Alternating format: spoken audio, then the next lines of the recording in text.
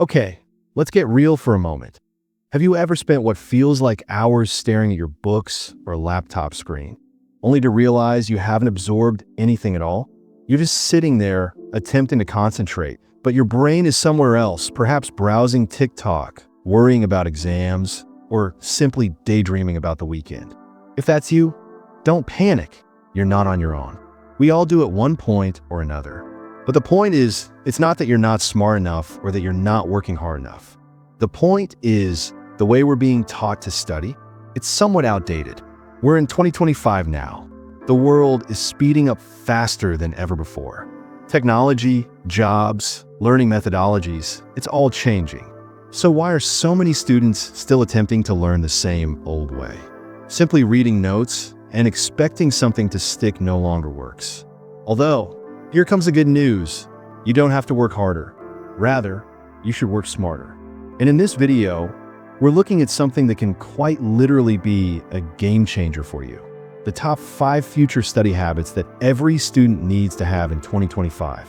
These are the habits and strategies that can keep you one step ahead, enhance your performance, and actually make you love learning again. So if you're willing to be done with cramming, stressing, or being always behind, stick with me. This may be the restart you've been looking for. Let's do this. Here's the deal. You're Sunday night, and you have this massive test tomorrow. You're like, okay, time to concentrate, but you've been studying your notes for 10 minutes, and your brain is mush. You're reading the same sentence repeatedly, and nothing is sticking. And the reason is that you're not using active recall. And believe me, once you master this, your studying will never be the same. Active recall does not consist of filling your head, but in taxing it. Your brain is a muscle. You need to exercise it, tax it, get it working some. Don't just passively sit there reading over your notes. Close the book and actively try to write down or verbally say aloud all that you can recall. Test yourself by asking questions. Create flashcards. Explain the concept to a fake class. It's harder, yeah, but that's the idea. The more effort that has to be expended to pull things out of memory, the stronger your memory is. Let's say you're learning history. Rather than simply rereading World War II, test yourself. What were the primary reasons? Who were the primary figures? What happened post-war? Each time you extract the answers from memory, rather than simply rereading them, you're making more powerful brain connections. And the most amazing news of all, it actually takes less time. You'll cover more material in less time and won't have to cram the evening before. Active recall is powerful, but if you pair it with something known as spaced repetition, that's even more effective. Spaced repetition is the exact reverse of cramming. Rather than attempting to memorize something in a single study session, you review the material in a sequence of sessions with increasingly wider gaps between each. Why? Forgetfulness is only part of the equation, and spaced repetition allows you to circumvent that forgetting curve. It is like watering a plant. You don't pour an entire gallon of water on it at once and hope it will live forever, do you? No, you water it now and again in the appropriate quantities. Learning is no different. Spaced repetition software, such as Anki or even simple calendar reminders, can make you schedule short review sessions in days or weeks. You'll forget less, stress less, and actually recall what you learned in the long term. Not just for tests, but for life. Okay, so we've talked about memory and smarter studying. What about focus? Because let's be real, between phones ringing, group chats blowing up, and the temptation to scroll for just 5 more minutes, remaining focused can feel impossible. That's where the following technique comes in, and it might sound straightforward, but it's so underrated. Time blocking. This is what you do. You don't tell yourself, I'll study when I'm in the mood. Spoiler alert. That never happens, but you schedule exact times of the day when you will study. Not general plans, such as study chemistry today, but detailed blocks, such as 4 to 4:30 p.m. Do practice problems in chemistry. That 30 minutes is inviolate. No scrolling, no daydreaming, just concentrated work. You can even use the Pomodoro technique, 25 minutes of intense concentration, then a 5-minute break. It's a miniature race against the clock. You'll be amazed how much you can accomplish when your brain has a break as a reward coming up soon. And when your time is framed, you don't expend mental energy on thinking about what's next. You simply show up, do it, and be done. All right, let's get real. No learning strategy is ever going to work if you're running on empty. And that leads me to something that most students don't pay attention to, but it's a total game changer: mental energy management. I'm referring to sleep, nutrition, and exercise. You can't have top-shelf brain function if you're sleeping 3 hours and subsisting on energy drinks. Your brain isn't a machine. It requires rest and fuel. If you've ever attempted to study late at night and your brain's been in slow motion, you know what I'm talking about. The information just doesn't retain. But get a solid night's sleep, all of a sudden everything is easier. Your memory is better. Your concentration is clearer. You even gain more motivation. Don't underestimate how much your brain needs rest in order to actually absorb. Same with what you consume. Sugar crashes and junk food don't only play tricks on your body. Sugar crashes and junk food play tricks on your brain too. See if you can substitute them for brain foods like nuts, fruit, or simply drinking water to keep yourself hydrated. And don't remain stationary for hours. Get up, stretch, move around. Exercise gets the blood flowing, which actually wakes your brain up. When you pair intelligent strategies, such as active recall and spaced repetition, with effective concentration and effective habits, something incredible occurs. Studying is no longer a drag. You don't avoid it. You begin to master it. And that confidence, it carries over to everything else, affecting your grades, your self-esteem, your future. So if you've ever had the feeling that you're falling behind, or that no matter how hard you try, it's just not clicking, breathe. You're not broken. You just need a better strategy. Let's maintain this speed because now that we have established the groundwork, it's time to level up even further. So, you mastered active recall, you're letting go of the spacing of your revision, you're managing your energy, and you're utilizing time blocks to stay focused. That's already a powerful mix. But let's talk about something that's often overlooked, and it's really one of the most important study changes you can make in 2025. It's not what you learn. It's how your brain learns best. Everyone's different. Some people learn by listening, some by reading, others by doing.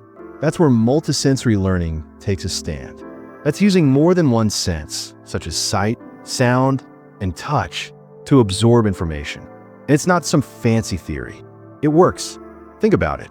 When you're hearing something and looking at it at the same time, your brain is forming stronger connections. And if you're saying it aloud or writing it out with your hand, you're adding even more layers to that process of learning. That's why reading notes to yourself is not enough. It's too passive. But watching a short video, then describing it to somebody, then drawing a quick diagram, that's multisensory learning happening. And it retains a heck of a lot more. Let's say you're trying to learn about the human heart. Sure, you can read the book, or you can do this. Watch a brief animation of the heart pumping, then sketch it out on a piece of paper, naming each part as you go along. Perhaps you even record yourself describing how the blood flows from the chambers. You've now taken a boring page and turned it into an interactive learning process, engaging 3 or 4 of your different senses. Your brain likes that kind of action, and the tools to make it happen, they're everywhere now. Free YouTube videos, artificial intelligence software that can convert your notes into diagrams or flashcards, audio summaries that you can hear on your commute to class. You don't need to learn the way your textbooks require you to. In 2025, your learning can be adaptive, creative, and dynamic because it needs to be for you, not the other way around. But the catch is, not everybody knows how to utilize those tools properly. And quite honestly, that's where the majority of people fail. They install the apps, sign up on websites, and then just let them sit there. The trick is to make them your habit. Let them become a part of your studying routine every day. And don't hesitate to experiment with things. If something's boring or not doing it for you, mix it up. The goal isn't to slog through school. It's to learn in a fun, mind-stimulating way that makes you want to come back for more. Now, let's talk about something that might surprise you. Because although you've got all the right tools and techniques, there's one more thing that can improve your outcomes or completely ruin them, and that's your environment. I know it sounds straightforward. Just get a good study area, right? But bear with me. Your brain is always taking in cues from its environment. If your desk is messy, your room is loud, or your phone is blinking every 5 seconds, your brain can't completely concentrate. And when your concentration is divided, your learning plummets quickly. So rather than simply attempting to try harder, what if you're setting yourself up to succeed in the first place?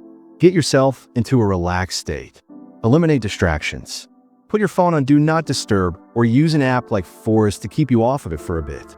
Even something as simple as turning on background music or ambient noise can help create a mental cue that says, okay, study time. What actually works? Visual reminders. Keep study materials in sight. Color code and keep your calendar readable. Place motivational reminders or goals on the wall. Your brain is constantly reacting to what it's seeing, even if you're not considering it. Fill your environment with reminders of your objectives, not with things distracting you from them.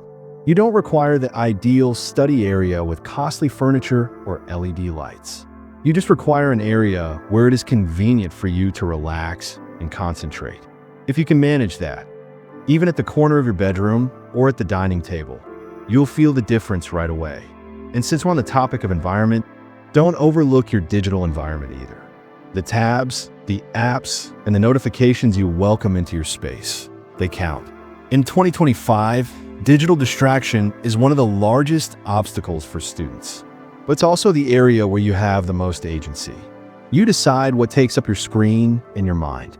Rather than allowing random notifications to draw your attention every 5 minutes, turn the script around. Feed your digital life. Subscribe to educational channels. Follow creators who motivate you. Utilize apps that educate you rather than distract you. Convert your cell phone from your greatest distraction into your finest study buddy. And if you've ever said, I just don't have the discipline, let me cut you off right there. You do. You just haven't created the system yet. Discipline is not about perfection. It's about creating small choices every day that get a little bit easier every time. Set your environment up. Make learning simple. Reward even tiny wins. That's how discipline turns into momentum. So whether you're beginning a new semester or attempting to catch up from a bad mark, here's what I want you to keep in mind. What destiny is not predetermined. You're more in control than you realize. And with the right techniques, mindset, and pinch of planning, you can entirely change the way you learn and the way you feel about learning. And here's the thing. Once you begin to gain that momentum, something changes. You no longer view studying as this tedious drudgery you must endure, and instead you start to view it as something you're actually in control of. That's where real power starts to come into play. You're not just trying to nail your next test. You're learning to be the type of person who comes through, who does the work, and who doesn't give up when things get tough. That mentality, it will take you so much farther than any grade ever would. Now, let's discuss the last technique. And quite frankly, this one is perhaps the most underappreciated of all. It is not sexy. It does not require a special application or a fancy gadget. But it is something that can transform your learning experience, particularly in 2025 when life is busier and more overwhelming than ever. It's reflective practice. And don't panic. I'm not expecting you to write a 10-page journal entry or critique everything you've ever done. I'm expecting you to take 5 minutes to stop, reflect on what you did today, and ask yourself some easy questions. What did I learn today? What did work? What would I do differently next time? That's it. Simple, right? But so powerful. Because when you reflect, you stop repeating the same mistakes. You start noticing patterns, like how you're way more focused in the morning, or how group study makes you zone out, or how reviewing notes right after class helps you remember them better. Reflection gives you awareness, and awareness gives you control. Without it, you're just going through the motions and hoping it all turns out okay. But when you reflect, you start studying with intention. And that's the game changer. Allow me to illustrate what I mean by way of a brief example. Suppose you've just completed a grueling week of study sessions. You're burnt out, and perhaps your test scores didn't indicate how hard you'd studied. At that moment, it's easy to get demoralized. But if you take 5 minutes and reflect on it, you may get, all right, I was studying a lot, but maybe I wasn't practicing in the most effective way possible. Or I was staying up late every night and it was making me groggy in the mornings. Boom! Now you're learning about yourself and how to study so it's effective for you. That's useful information. And the best thing about it is this. Reflective learning builds you up to be self-assured. You're not speculating anymore. You're keeping track of your own improvement, figuring out what is working, and making changes. That kind of self-awareness is what separates the struggling students from the successful ones. Think about it. Athletes watch game tape to get better. Musicians listen to recordings of themselves performing. Why can't you do the same thing with learning? The reality is that in 2025, students who thrive are not always the ones who work the hardest. They're the ones who work the smartest. The ones who leverage things like active recall and spaced repetition. The ones who develop study systems that align with their life and who design their environment for success. The ones who look back, adjust, and think they can do better. And if you've been sitting here thinking, I'm not that student, I always mess up my routine, or I've attempted study tips in the past, but nothing sticks, let me tell you this, you're not stuck. You're learning, even if it's gradual. Every time you try again, you're getting stronger. Every time you show up, especially on the difficult days, you're proving to yourself that you're more capable than you realize. No one starts out having it all together.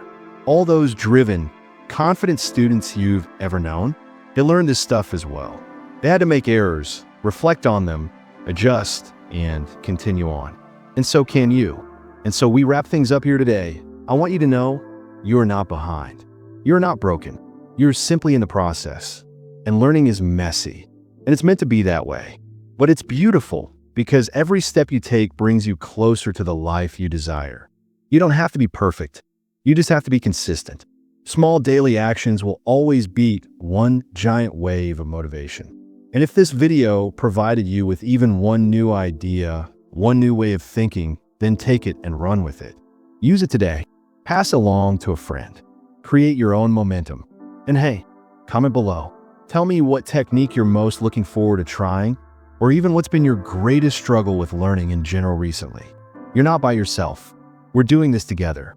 If you found this helpful, be sure to like this video, subscribe for more real, no-nonsense advice that works, and maybe share this with somebody who could use that little push today. Wherever you are on your student journey, here is something to keep in mind. Your future is still being written. All the small things you're doing today are creating the person you are turning out to be. So stay tuned, stay curious, and never lose confidence in what you can achieve. You got it. And I'll see you in the next video.